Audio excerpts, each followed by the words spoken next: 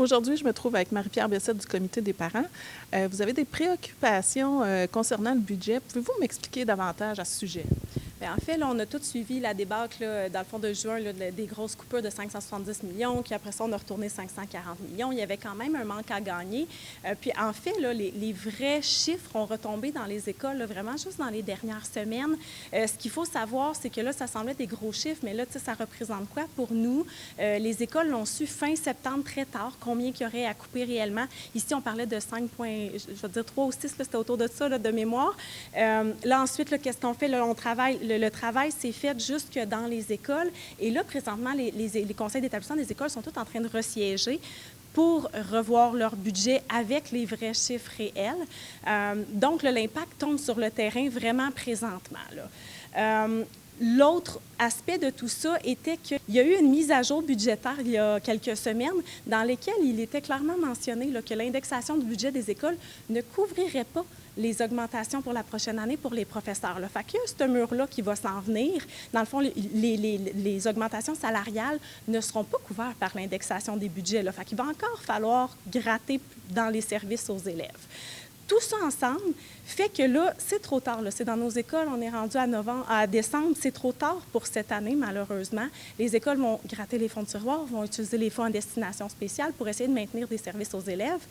Mais ce qu'on veut, nous, c'est qu'il y ait un prochain budget qui va être déposé au mois de mars. Ce qu'on veut, c'est conscientiser le terrain, mobiliser le terrain et envoyer un cri du cœur net au gouvernement pour qu'au prochain budget, on assure qu'il y ait des services qui soient maintenus pour nos élèves qui passent par le financement.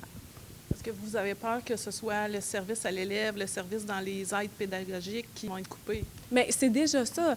Tu sais, dans le fond, là, il y a une mesure qui a permis aux centres de services scolaires d'aller chercher jusqu'à 20 de certaines mesures dans les écoles. Fait que dans le fond, pour pallier cet ajustement administratif, ils pouvaient aller prendre l'argent dans les écoles jusqu'à 20 là, ce n'est pas 20 qui a été pris partout ici, mais c'est quand même souvent entre 15 et 20 Puis là-dessus, il y a des mesures qui sont très, très importantes au niveau de la persévérance scolaire.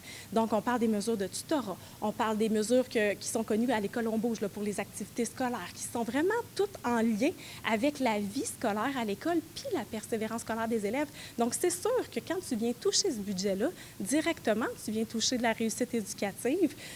Puis là, après ça, bien, ça se traduit de plein d'autres façons. On parlait des œuvres littéraires. Fait que c'est sûr qu'il y a des écoles qui n'ont pas des bibliothèques très garnies ou qui rajoutent une classe. Il y a ce volume-là à acheter. Fait que si le budget est coupé, bien, c'est sûr que l'apprentissage de la lecture, bien, ça passe par des livres. Si je n'ai pas de livres à offrir, c'est sûr que ça touche les enfants.